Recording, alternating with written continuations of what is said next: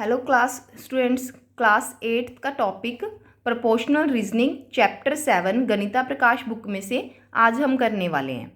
तो इस proportional reasoning करने से पहले आपको रेशियो का कंसेप्ट है वो क्लियर होना चाहिए। जो रेशियो का कंसेप्ट है वो उसको क्लियर करने के लिए मैं आपको पहले एक सिंपल सी एग्जांपल समझाती हूँ। जैसे मान लीजिए आपके घर के आए हैं 3 लोग हैं और 3 लोगों के लिए आपकी मदर ने खिचड़ी बनानी है। तो हम क्या करेंगे, वो 2 कटोरी दाल भिगोती हैं उसके लिए और 1 कटोरी चावल भिगोती हैं। पर अगर आपको पता चले कि 3 लोग और आ रहे हैं खाने के लिए, तो यहाँ पे अगर 3 लोग बढ़ गए तो अब हम किस प्रपोर्शन में दाल या चावल को डिस्ट्रीब्यूट करेंगे।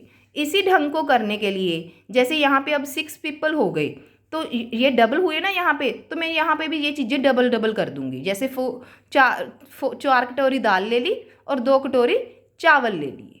तो इस तरह की जो चीज़ें हैं ना कि रेशियो में हम जितनी चीज़ें बढ़ रही हैं तो सारी सेम रेशियो में बढ़ रही हैं। देखो ये 3:6, ये भी कितना आ गया 1/2। 2:4 दाल की रेशियो, ये भी 1/2।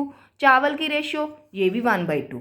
तो ये सारी रेशियो अगर सिमिलर है तो हम कहेंगे ना कि हमारी जो जो खिचड़ी बनानी है, जब कोई भी क्वांटिटी आपकी जितनी भी बढ़ जाएगी, यहाँ पे अगर 3 से 12 लोग आ रहे हैं, यहाँ पे फिर दाल भी हम उतनी बढ़ा देंगे, चावल भी, ताकि जो प्रपोर्शन जो चीज़ बन के तैयार हो तो वो उसी कंटेंट में रहे। ऐसे नहीं है कि जब ज़्यादा लोग आ रहे हैं तो आपने दाल ज़्यादा डाल दी, चावल कम कर दिए, तो ऐसे ढंग नहीं होना चाहिए। तो इन सब चीज़ों की क्वालिटी मेंटेन रखने के लिए हम सारी चीज़ों को मिक्सचर है जो बनाने के लिए रेशियो हम चीज़ों की अलग अलग सेम रखते हैं।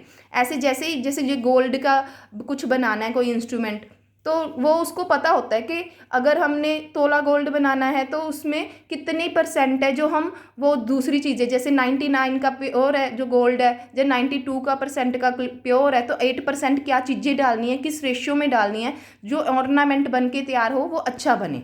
तो ये सारी चीज़ें अलग अलग जगह पे अलग अलग ढंग से वर्क करती हैं, तो ये रेशियो वहाँ पे काम आती है। तो एक मैं सिंपल सी एग्जांपल मैथमेटिक्स की लेती हूँ विड्थ और हाइट के लिए, ताकि जो चीज़ें सिमिलर हो बढ़े तो सुंदर लगे। जैसे यहाँ पे मैंने एक रेक्टेंगल बनाई है, ठीक है। अब मैंने एक और रेक्टेंगल बनाई है,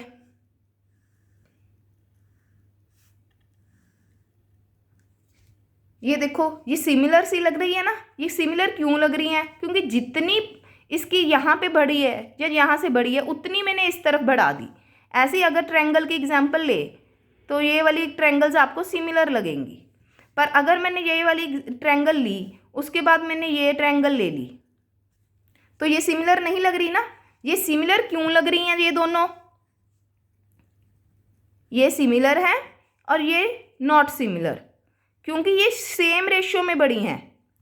these are increases same ratio.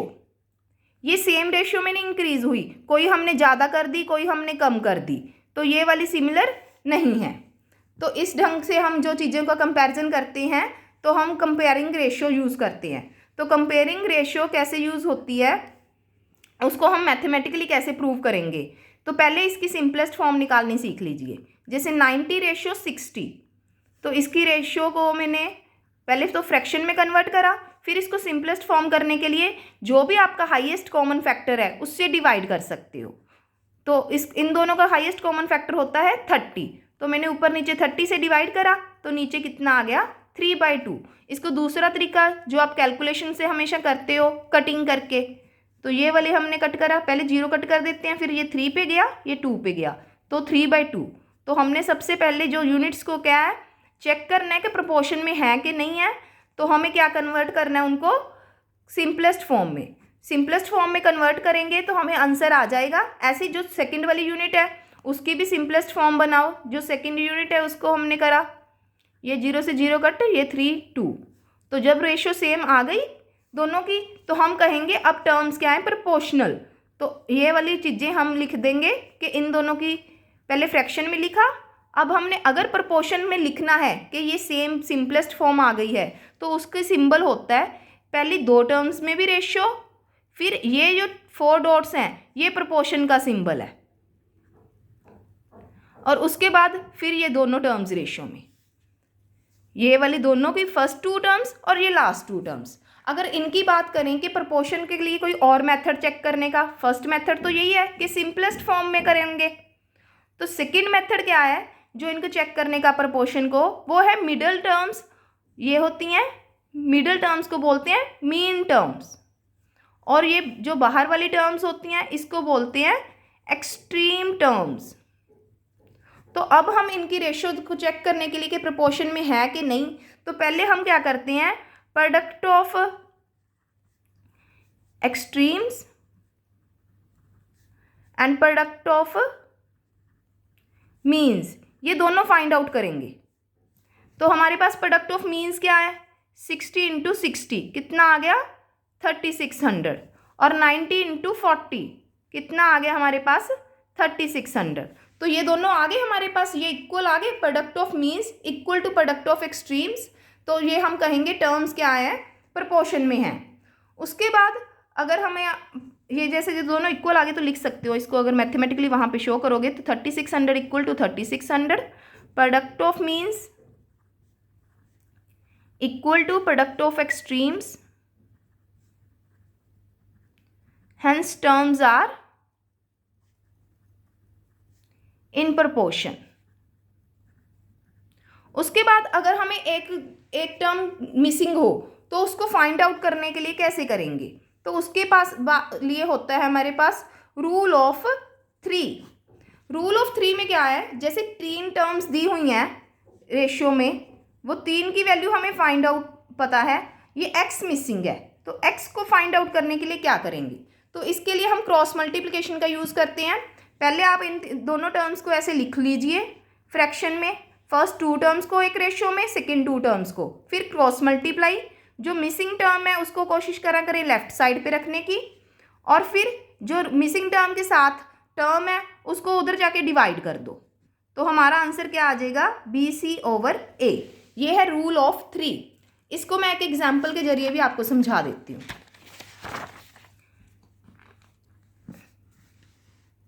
तो इसकी एग्जाम्पल कौन सी है, सॉल्यूशन।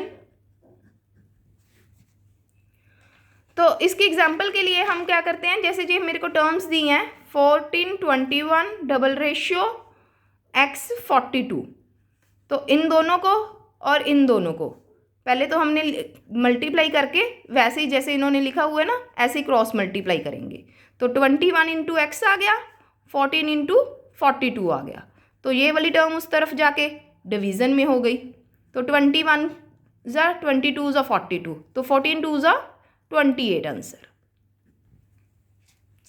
नेक्स्ट क्वेश्चन है हमारे पास। अब हमने ये तो कर लिया, और टॉपिक हमारे कौन से हैं कि यूनिट अगर सेम ना हो तो क्या करना है।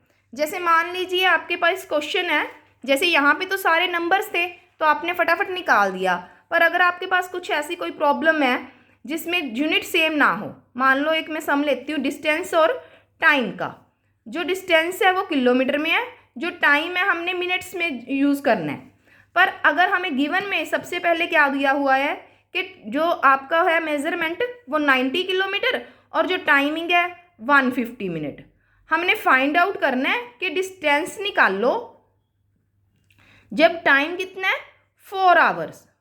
अब देखो हमारे कंपैरिजन के लिए इधर किलोमीटर में है और इधर मिनट में है यूनिट्स, तो ये 4 आवर्स के लिए कैसे करेंगे, तो हम इसको 4 आवर्स को पहले मिनट्स में कन्वर्जन करेंगे, तो 4 इंटू 1 आवर में कितने होते हैं 60 मिनट, तो इसको बना लिया हमने 240 मिनट। तो यहाँ पे अब हम इसके नीचे लिख देंगे और ये रह जाएगा x।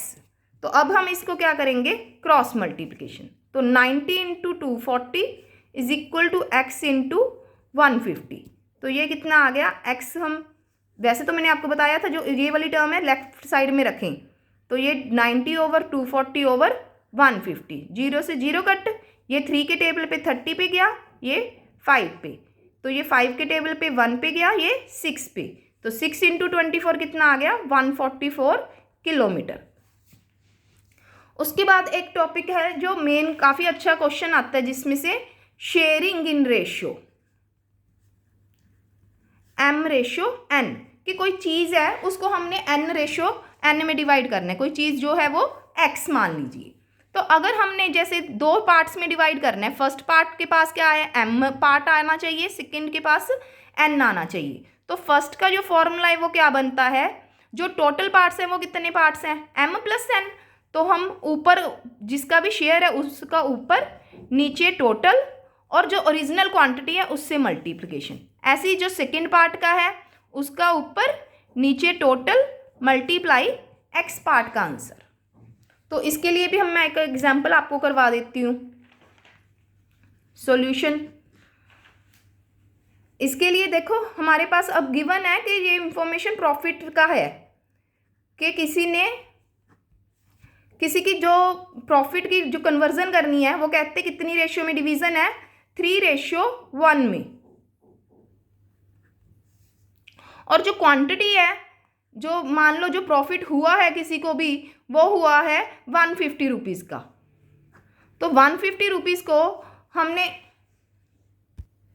प्रॉफिट हम 160 ले लेते हैं ताकि बिल्कुल आसानी से समझ आ जाए। जब भी आप क्वेश्चन समझते हो ना तो आपको बिल्कुल ये ध्यान रखा करो कि जो यूनिट कन्वर्जन करते हो या फिर इनको आप डिवाइड करते हो ना, बेसिक्स के लिए टर्म्स छोटी रखो। पहले आप बेसिक समझो, फिर टर्म्स के साथ सम्स तो हम मुश्किल कर ही लेंगे। तो सबसे पहले बेसिक करने के लिए ना आसान टर्म्स उठाया करो। तो अब हम जैसे फर्स्ट पीपल का, मान लो ये राम का प्रॉफिट है और ये श्याम का प्रॉफिट परसेंटेज है। तो अगर इसका रेशियो 3 है, इसका पार्ट रेशियो 1 है और टोटल प्रॉफिट हुआ था 160 का, तो अब हम क्या करना है, राम और श्याम में ये 160 रुपीज़ को स्प्लिट करना है। तो राम का शेयर क्या हो जाएगा, पहले तो आप टोटल पार्ट्स निकाल लीजिए। टोटल पार्ट्स कितने आ गए हमारे पास, 3 + 1 कितना आ गया, 4। तो हमारे पास अब क्या करेंगे, जो राम का शेयर है वो 3, नीचे क्या आ गया 4, मल्टीप्लाई हमारा 160। तो ये कटिंग करेंगे, ये हमारा कितना आ गया ₹120। और श्याम का हमारे पास कितना है, जैसे उसका है 1, नीचे टोटल कितना हो गया 4 × 160। तो ये कितना आ गया हमारे पास 40 रुपीज़। तो ये हम देंगे ₹40। तो देखो, अगर आपने इसकी चेकिंग भी करनी है, अब 120/40, तो ये दोनों कट करके देखो कितना आ गया, ये 3, ये 1, तो 3:1 में डिवीज़न हो गई इनकी। यही वाली डिवीज़न उन्होंने करनी थी। तो इस तरह से हमारे जो बेसिक टर्म्स हैं इस चैप्टर की प्रोपोर्शनल रीजनिंग की, वो सारी ख़त्म होती है। Unit conversion, proportion, ratio, comparing quantities, और बाकी इसके जो नोट्स हैं वो मैंने इंस्टाग्राम पे हैं, तो आप वहाँ से इसको व्यू कर सकते हो। Thank you students.